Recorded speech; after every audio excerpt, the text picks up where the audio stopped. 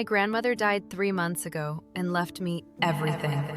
Her house, her savings, her investments, $847,000 in total. I was her only grandchild who actually visited her in the last 10 years of her life. My cousins didn't bother. My aunts and uncles only called when they needed money. So when the lawyer read the will and I inherited everything, I wasn't surprised. What I was surprised by? The woman who showed up at my door 2 weeks later, claiming she deserved half of everything. And here's the thing, she wasn't even related to me. Or so I thought. This is the story of how my entitled aunt tried to steal my inheritance and the shocking truth that changed everything I thought I knew about my family. My grandmother, Eleanor, died at 87 years old. She'd been sick for about 2 years. Cancer, the kind that slowly takes everything from you. I'm 28, and for the last 2 years of her life, I visited her 3 times a week. I'd bring her groceries, help her with bills, sit with her during chemo, hold her hand when she was scared. My mother, Eleanor's daughter, had died when I was 15. Car accident. So my grandmother was really all I had left of that side of the family. We were close. She told me stories about her childhood, about meeting my grandfather, about raising my mom as a single parent after my grandfather died young. She never mentioned having another daughter. The funeral was small. Just me, a handful of her elderly friends, and surprisingly, none of my aunts or uncles from my dad's side even bothered to show up. My cousins sent flowers but didn't come. Standard stuff. People are busy. I get it. A week after the funeral, I met with her lawyer. Mr. Patterson had been handling her affairs for decades. He was probably in his 70s, one of those old-school lawyers who still wore 3-piece suits and kept actual paper files. He slid the will across his mahogany desk. "It's straightforward," he said. Eleanor was very clear about her wishes. I read through it. The house, a beautiful 3-bedroom in a nice neighborhood, fully paid off, worth about $420,000. Her savings account, $180,000. Investment portfolio, $247,000. A few personal items with sentimental value, all of it. "She was very proud of you," Mr. Patterson added. "She told me you were the only one who cared, the only one who showed up." I won't lie, I cried. Not because of the money, but because it felt like her final validation that our relationship had mattered, that those 3 years of grocery runs and chemo appointments and late-night conversations had meant something. Mr. Patterson handed me some paperwork to sign. Standard estate stuff. I'd need to go through probate, which would take a few months, but the house and accounts were mine. I left his office feeling grateful. Sad, but grateful. That feeling lasted exactly 12 days. Her name was Linda, 53 years old, blonde hair with gray roots showing through, wearing a floral dress that had seen better days. She knocked on my door at 7:30 p.m. on a Tuesday. I opened the door, not recognizing her at all. "Can I help you?" She looked at me with this strange expression. Half smile, half something else I couldn't quite place. Bitterness, maybe? "You must be Emma," she said. "Eleanor's granddaughter." "Yes. And you are?" "Linda. Linda Crawford." She paused, like the name should mean something to me. It didn't. "I'm Eleanor's daughter." I actually laughed. Not a mean laugh, just a confused one. "I'm sorry, what?" Eleanor only had one daughter, my mother, who died 13 years ago. Linda's expression hardened. "Eleanor had 2 daughters, your mother and me. I'm your aunt." I stood there, hand still on the door, trying to process this. "I think you have the wrong person. My grandmother never mentioned—" "Of course she didn't," Linda interrupted. "She gave me up for adoption when I was 3 days old. 1969. Unwed mother, couldn't handle a baby, gave me away like I was nothing." My mind was racing. I don't understand. If this is true, why are you here now?" Linda's eyes went cold. "Because I just found out my biological mother died and left me nothing. Not a penny, not a mention in the will. Everything went to you, the golden grandchild who happened to show up for a few grocery runs. The way she said it, with such venom, made my stomach turn. I visited her 3 times a week for 2 years, I said quietly. It was more than grocery runs. Well, good for you, Linda spat. Meanwhile, I spent 53 years not knowing who my real mother was. I finally tracked her down 2 years ago. Did you know that? I found her. I reached out. Do you know what she did? I shook my head. She told me to never contact her again. She said I was a mistake she'd made in her youth, and she wanted nothing to do with me. She said she already had a family, and I wasn't part of it. I felt like someone had punched me in the chest. That didn't sound like my grandmother. My kind, gentle grandmother who volunteered at the food bank and always had cookies ready when I visited. I don't believe you, I said. Linda pulled out her phone and showed me a screenshot. An email from my grandmother's email address. The timestamp showed it was from 2 years ago. The email was short. Linda, I made my choice 50 years ago. I have a family. You are not part of it. Please do not contact me again. Eleanor. I stared at it. That was definitely her email address. I recognized it. She rejected me, Linda said, her voice shaking now. Twice. Once when I was a baby, and again when I found her. And now she's dead. And she left everything to you. Everything. Like I never existed. I'm sorry, I managed. I really am. But I don't know what you want me to. I want what's fair, Linda cut me off. I want half of the inheritance. I'm her daughter, legally. I have the birth certificate to prove it. I have DNA results showing she was my mother. You might have been the one who showed up, but I'm her child. I deserve something. She left you out of the will intentionally, I said, finding my voice. If she wanted you to have something, she would have. She left me out because she was a cruel, selfish woman who never forgave herself for having me and took it out on me for existing, Linda said, her voice rising. That inheritance is half mine, and I'm going to get it, whether you give it to me willingly or I take you to court. She turned and walked away before I could respond. I closed the door and stood there, shaking. What the hell had just happened? I called Mr. Patterson the next morning. Told him everything. The visit, the claims, the email, all of it. There was a long pause on the other end of the line. I was afraid this might happen. He finally said, "Wait, you knew about her?" Eleanor mentioned once, about 5 years ago, that she'd given up a child for adoption in the late 60s. She didn't elaborate. She seemed ashamed. I never brought it up again. So it's true. Linda is actually her daughter. If she has documentation proving it, then yes. Biologically, she would be Eleanor's daughter and your mother's half-sister. Can she sue me? Can she actually get half the inheritance? Another pause. It's complicated. If Eleanor intentionally left her out of the will, and the will is valid, then legally Linda has no claim. The law is clear. A parent can disinherit a child if they choose to. But, Mr. Patterson continued, Linda could argue undue influence. She could claim Eleanor wasn't of sound mind. She could drag this through probate court for years. It would be expensive, stressful, and there's a small chance a sympathetic judge might see things her way. What do I do? You have 2 options. Fight it in court and likely win, but spend years and thousands in legal fees, or negotiate a settlement. I felt sick. You mean give her money? I mean offer her something reasonable. Not half, that's absurd, but perhaps 10 or 20%? Enough to make her feel acknowledged without destroying your inheritance. Why should I give her anything? She didn't take care of Eleanor. She didn't visit when she was dying. She got 1 email rejection and gave up. Because, Mr. Patterson said gently, sometimes doing what's legally right and doing what's morally right are 2 different things. I spent 3 days thinking about it. I couldn't sleep.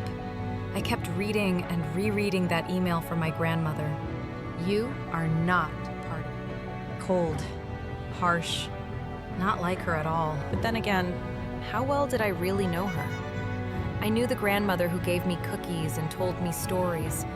I didn't know the 20-year-old unwed mother who gave up her baby in 1969.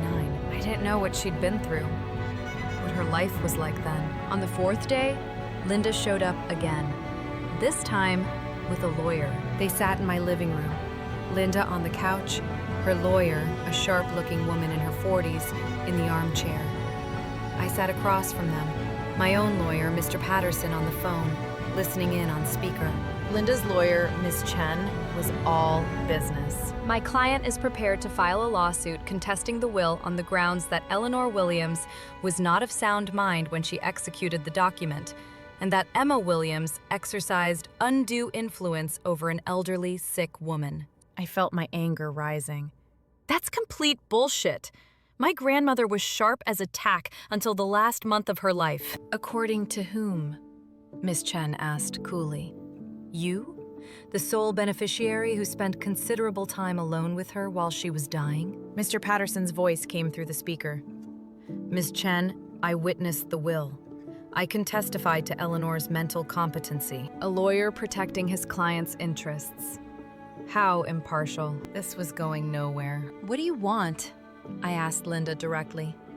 Really, what do you want? Linda looked at me, and for the first time, I saw something other than anger in her eyes. Pain.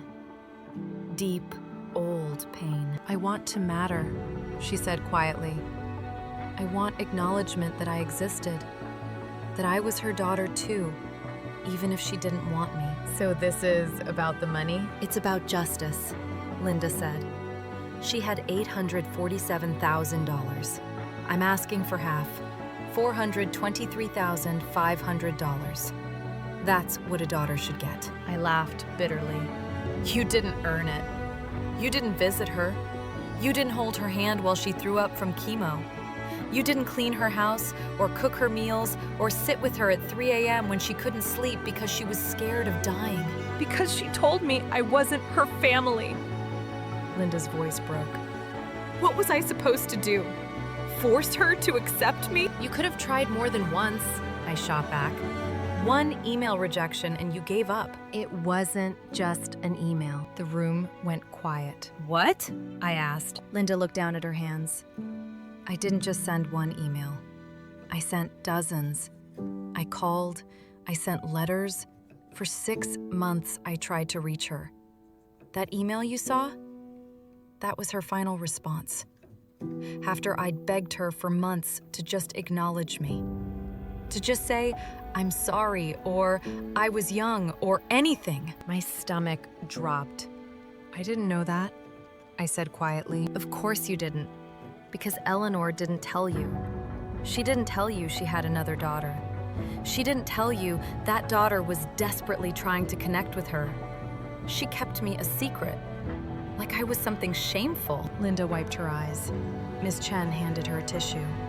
Look, Linda continued, her voice steadier now. I know you took care of her.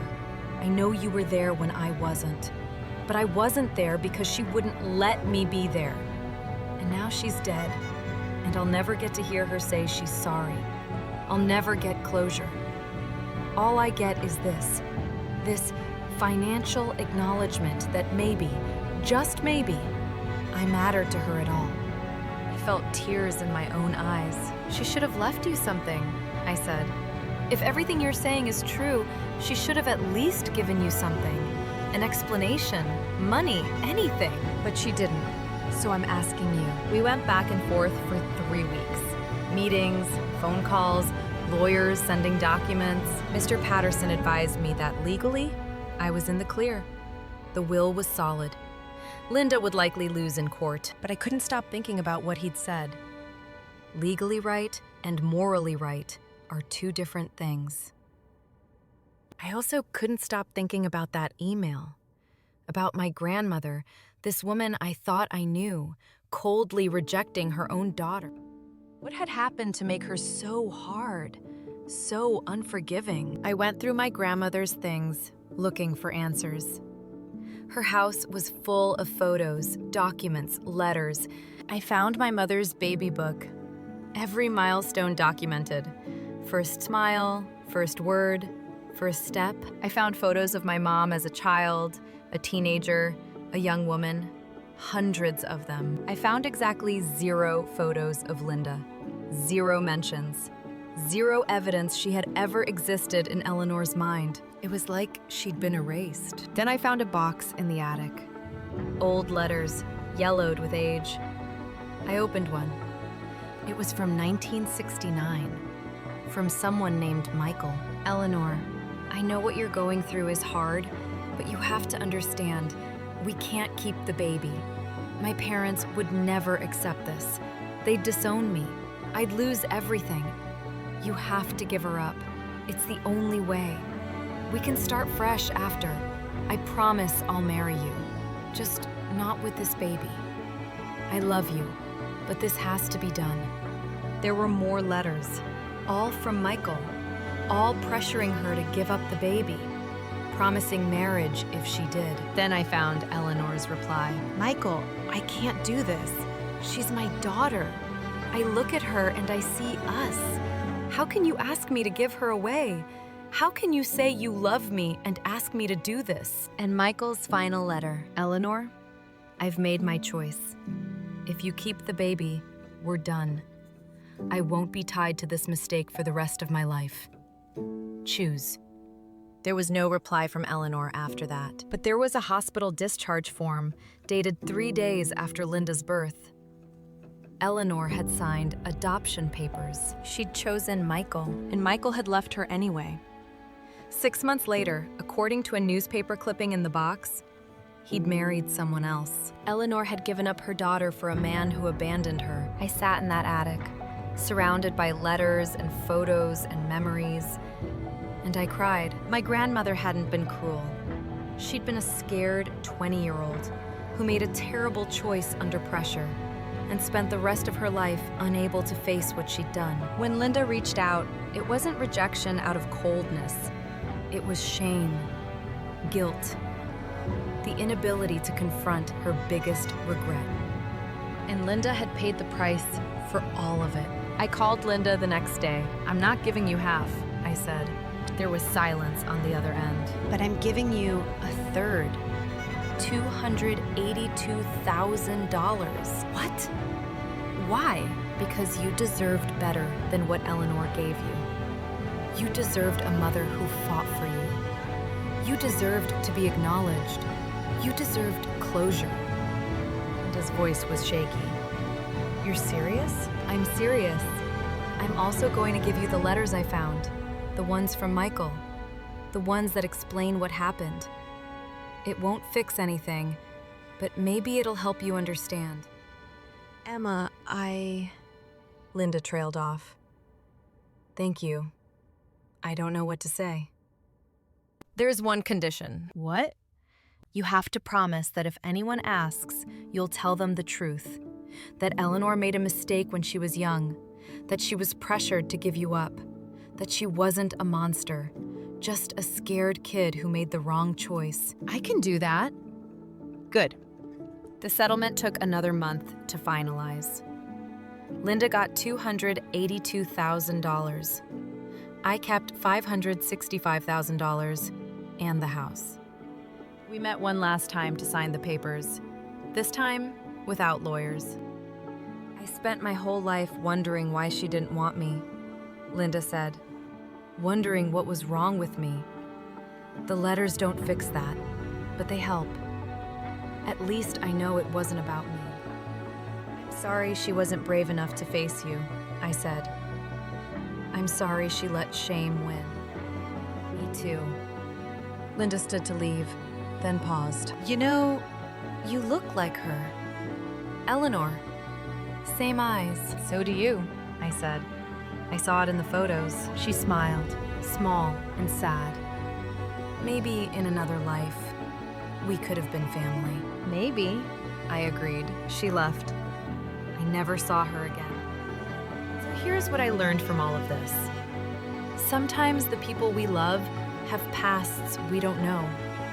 secrets they carry, choices they made that shaped everything. My grandmother wasn't the saint I thought she was, but she wasn't a villain either. She was human, flawed, scared, and burdened by a choice she could never undo. And Linda? She wasn't entitled. She was just a daughter who wanted to matter. Was I legally required to give her anything? No, but was it the right thing to do? I think so. Because at the end of the day, we don't just inherit money. We inherit stories and pain and responsibility. And sometimes doing the right thing costs more than we planned. So here's my question for you. If you were in my shoes, what would you have done? Would you have given Linda anything? Or would you have kept what was legally yours? Let me know in the comments. I'm genuinely curious. And if you've got your own family drama stories, I want to hear them. Subscribe, and maybe your story will be next. Thanks for listening. And remember, family is complicated. Inheritance is complicated. But kindness? That's simple. See you next time.